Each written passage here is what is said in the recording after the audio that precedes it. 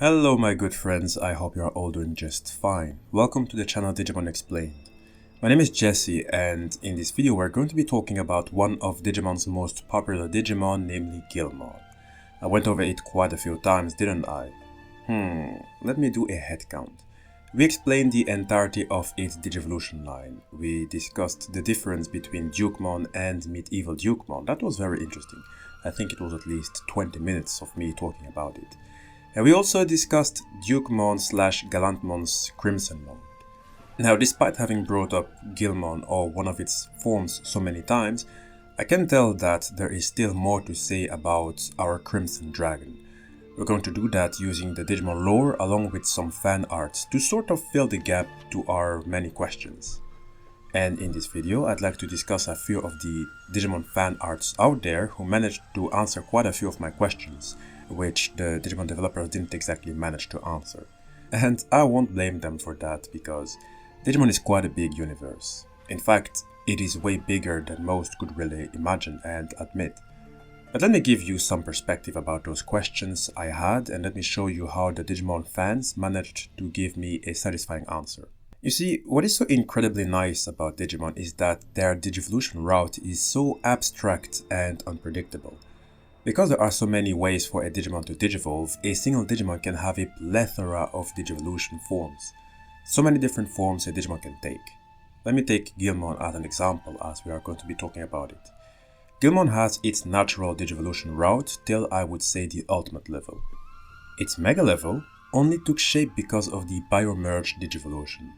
It's a form of warp Digivolution similar to DNA Digivolution in that the partner Digimon merges with its human tamer to Digivolve directly to the mega level. So Gallantmon, who is Guilmon's mega level, is in fact a fusion between a Digimon and a human. My question now is the following: how would Guilmon's natural mega level form look like? Which brings us to the first fan art, which brings us to the first Digimon made by fans of someone named Meridian Hawkins.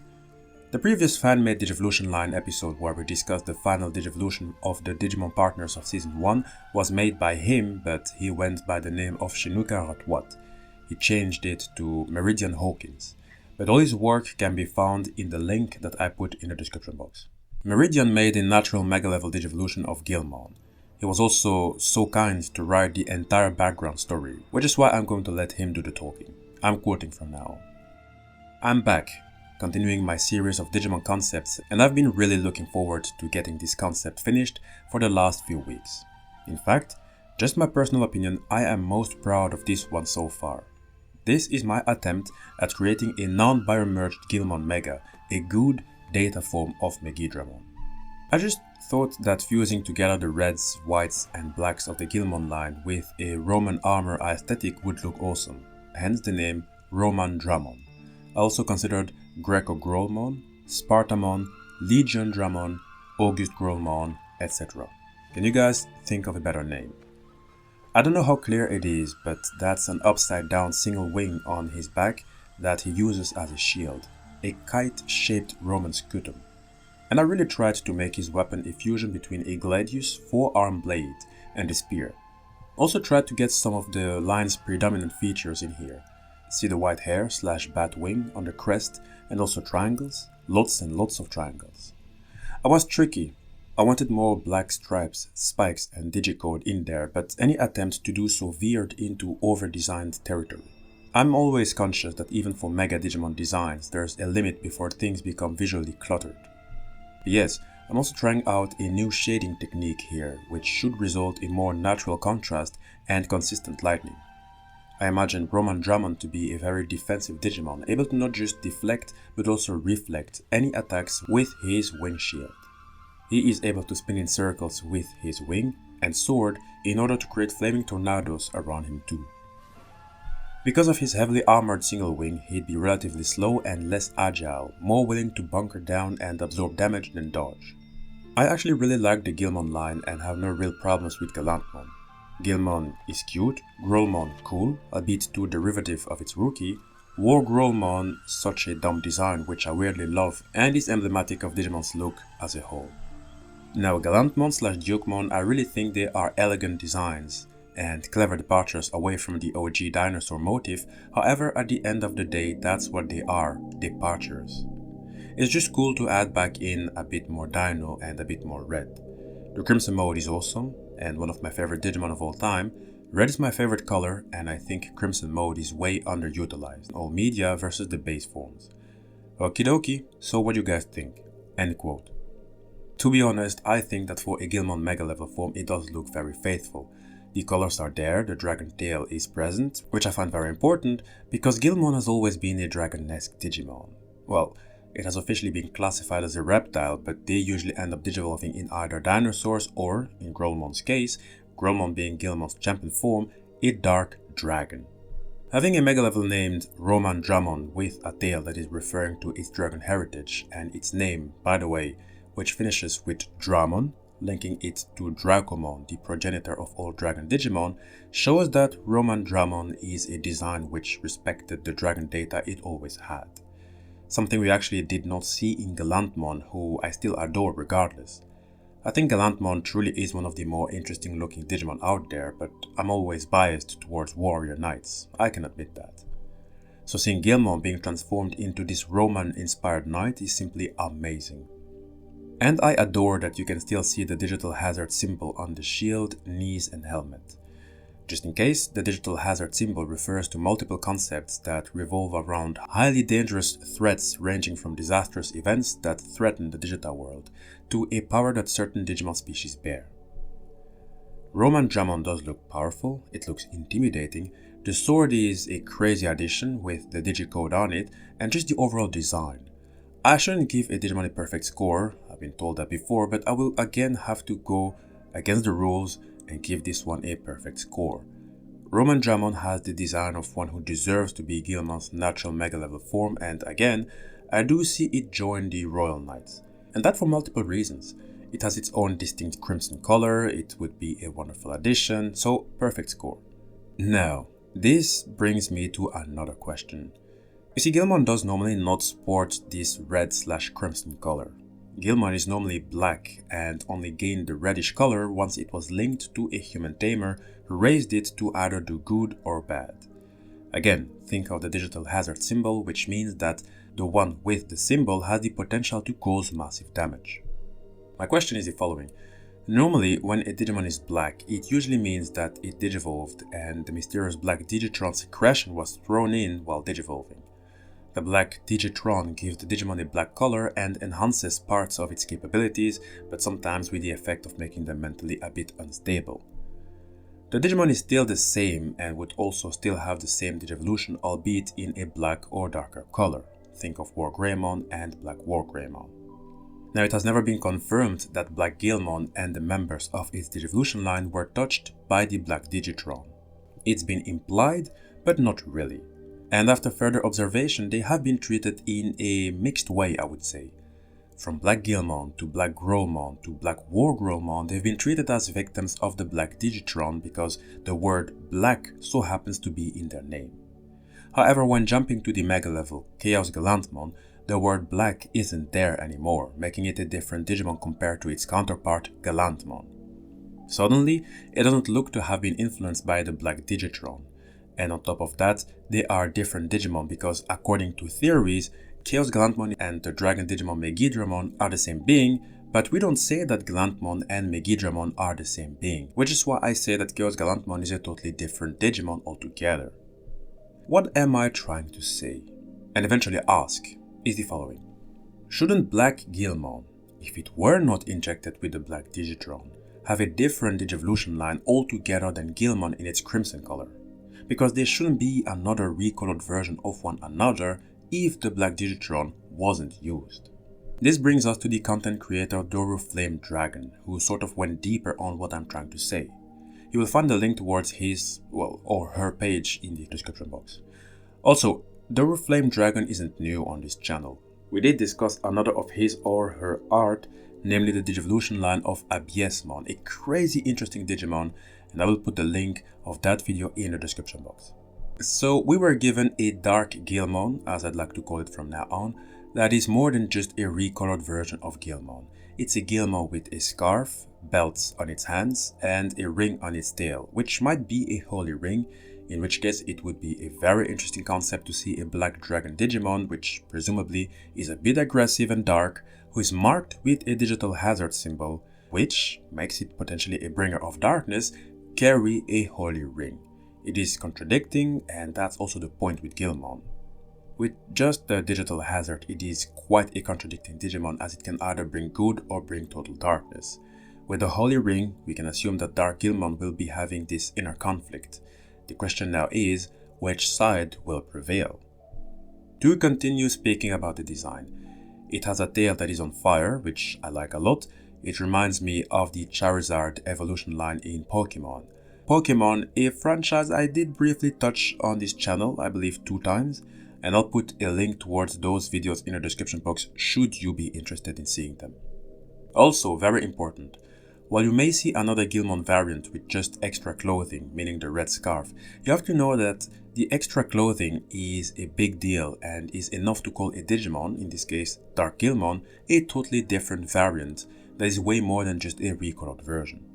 To give you an example in the canon Digimon universe to make you understand, you have the Agumon we all know that will further digivolve into Greymon, Metal Greymon and War Greymon. But you also have an Agumon which has bound red leather belts around its arms. This one digivolves to Geo Greymon, Rise Greymon and Shine Greymon. So again, a piece of cloth in a Digimon is not to be taken lightly. But so far we can clearly see a Guilmon. So far so good. It wasn't meant to be looking way different anyway, at least not yet. Its champion Digivolution, Dark Guilmon, also looks like a Guilmon, but with the extras like the ring on its tail, the flame on its tail, the scarf and the belts on its hands. But when putting both Dark Guilmon next to Guilmon, you can already see that they are growing distinct from one another. There are differences which are already visible. The ears look very different, the horn on the snout, the digicode that is written on the stripes of Guilmon, which means digital monster by the way, that isn't visible on Dark Guilmon. Actually, let me take that back. While scrolling, I did find other arts of Dark Guilmon by the same creator and you see the markings. Mind you, this is what I like a lot about this artist. We were given various arts of Dark Guilmon and the rest of its lines with some extras, which I will show in a moment. The Digivolution path took a very obvious design difference at the ultimate level. From what I can understand, there are at least 3 forms. I might be mistaken and maybe there were forms for other Digimon, but as it wasn't explained, I included them in this video because I saw many similarities between these ultimate forms and Dark Guilmon. So the first is this monstrosity that I don't think was given a name. You can find eyes on its tail, on its left arm and on its leg. Now for reasons I cannot explain, I have always loved monsters that looked wicked, and in a way, this form would suit a Dark Guilmon going berserk. Never forget that the digital hazard is on Guilmon and most of its line. And again, the digital hazard means that a Digimon might cause major damage, hence why Guilmon managed to get a dangerous form as that of Romandramon, an extremely wicked Digimon with a personality so fiendish that it doesn't bear the slightest resemblance to the 3 other Great Dragon Digimon. Its very existence is a digital hazard and therefore had its powers sealed away. So it wouldn't be much of a surprise to see Dark Guilmon evolve to a monster/beast Digimon who, by the way, so happens to have its mouth, I believe, also sealed. So I love the design. The second form is a variant that looks more like a Dark Guilmon that really took the dragon route. You can still recognize Dark Guilmon as it still has the engine on its tail for fire, the scarf is still there, the white hairs. It's just that it looks more dragon-esque. And I like that it became quadrupedal. The only thing I hope is that it becomes an immense dragon of a big size. But overall, it absolutely looks amazing for a Dark Guilmon Ultimate. And to finish, the third form is one that looks more like a War Guilmon, meaning that the upper half is robotic while the lower half is more organic. It's just that Dark War Guilmon, as I am a bit forced to call it, looks way more high-tech with way more tools compared to War Guilmon. I think it has wings, which would enable it to fly. I'm sure it has lasers, clearly. Its belly looks to have an opening for beams, So this is certainly a crazy good update and a good design. And I like that the tail is still there, except that the end of the tail almost looks like another dragon. So very nice touch. I believe that this form is what the content creator intended to be part of the main Dark Guilmon line. And I love it. It's really a dark dragon-esque type of Digimon with lots of cybernetics and with unknown abilities. To be honest, it really does look like an official Digimon. To finish, we have the final form of Dark Guilmon, and this mega level is definitely among my favorite fan-made Digimon, and the variant can be shown here. Unfortunately, I don't have a name. Do you remember when I said that I wished to have a Guilmon that goes to its mega level following the natural route instead of the BioMerge route? Dark Guilmon has been treated as such. No BioMerge inspired mega level, but instead just a sort of continuation following the dragon data, the dragon route. And what we see here is a humanoid dragon with a large tail that appears to be partially in crimson colored flames, and the sword it has is also of the crimson color. In terms of material, maybe the sword is made out of red digizoid, a metal formed by further refining chrome digizoid metal to increase its hardness. It's a metal with very high defense but does have an increased weight, although the weight doesn't appear to be much of a problem for this amazing Digimon who, by the looks, look like one who has been completely unleashed. In some pictures it was given the name Ordealdramon, with ordeal meaning something difficult or painful to go through, meaning that it could be quite an experience to face the wrath of this Digimon. Overall, for a Dark Guilmon variant, I am really a huge fan. I love that as a Dark Guilmon, it began with the presumed Holy Ring, only to be taking this very dark route. A great emphasis on how much the digital hazard has a strong influence over a Digimon. There is, however, another variant I want to show you, which is linked to this one. As you may know, or may not know, but in which case I will explain now, Guilmon has about 3 colored variants in the canon universe. There is the Red Guilmon, with the red being the color it gets depending on how it is raised by a tamer. There is a Guilmon with a black color, which is Guilmon's natural color, and there's also a Guilmon with a golden yellow color. That's when a Guilmon is born as a data type instead of the virus type. And being golden, it became a bit more calm than its other variants, however, it can still have outbursts when things go wrong. Doru Flame Dragon blessed us with a Guilmon with the white color. It is still the same Guilmon as the dark variant, as it still has the scarf, it has the same markings on its body but minus the flame. And what I already like about this variant is that it looks way more calm than all other Guilmon variants. It looks to be a bit less under the influence of the digital hazard. I can obviously be wrong, maybe it has something to do with the colors. It might even be that this variant is even worse than the others. Its champion form is clearly one that has Guilmon as a basis, however, when taking a closer look at it, I think it has some similarities with Dukemon for some reasons, don't you think? But still, it is a Guilmon with a blue-whitish color, and it now even gained a dragon/snake tongue. Also, while Guilmon has the digital hazard symbol on its hands, it looks like Guilmon White replaced it with another symbol. You can still see the digital hazard symbol on its foot though, but I think it is a very interesting detail because again it looks like White Guilmon is a Guilmon that sort of fought against the influences of the digital hazard while trying to take on a different route. And it certainly did take a complete different route. For example, when looking at its ultimate form, while still being a dragon type Digimon, it relies more on weapons like knives and swords. It might even be that it doesn't use fire anymore. So it clearly appears to be a Guilmon that was raised and trained totally different than all other Guilmon variants. It looks less berserk, less out of control, less chaotic, and I like this take because its next form is going to be one that should excite all of you, if not most of you. You see, on this channel I have already mentioned some of the Bancho Digimon several times.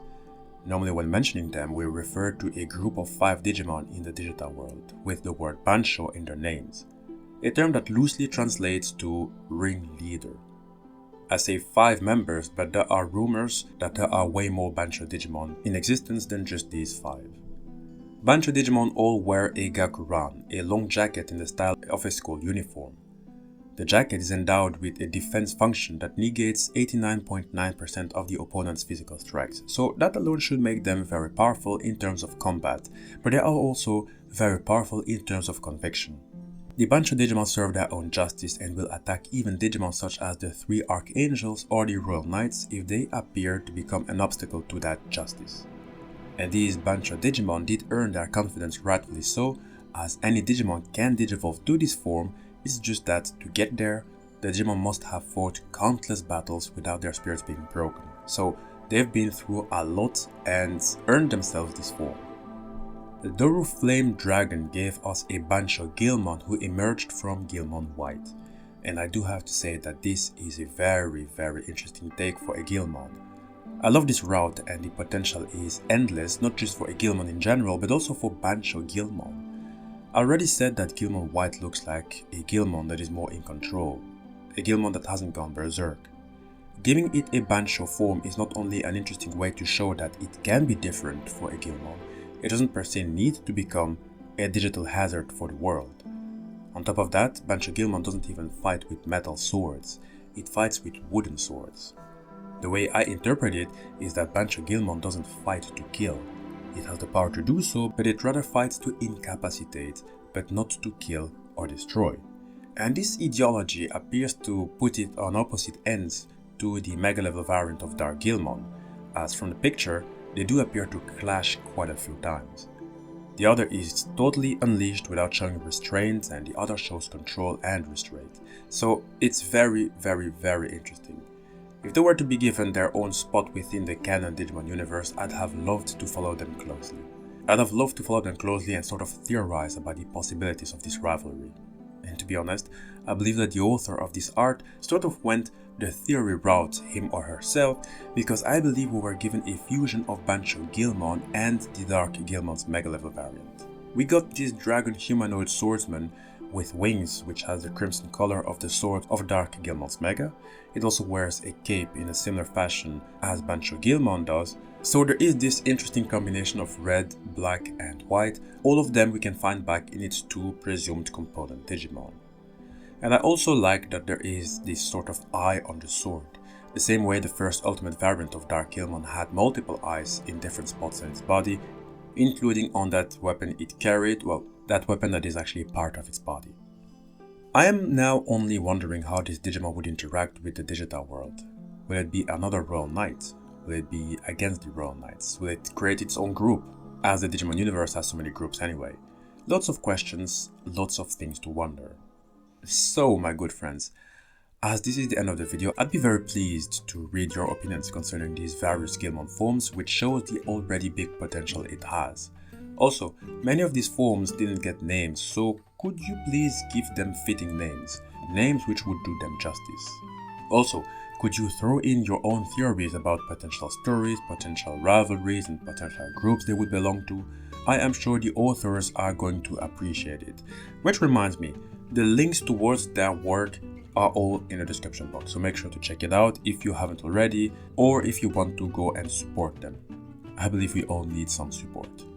Now, you have to know that I love to go through the various fan-made Digimon, as they all have as much potential as any other canon Digimon. So, if you have interesting links towards fan-made Digimon of quality, make sure to send me an email. You can find my email in the description box. Email me because I've been banned from X, formerly known as Twitter, for reasons I don't know, but all good. Not that it matters anyway. Please make sure to subscribe if you haven't already. Please make sure to like the video. And if you're new, know that all Digimon videos are placed in particular Digimon playlists, which are always updated. That way you can catch up to newer and older videos.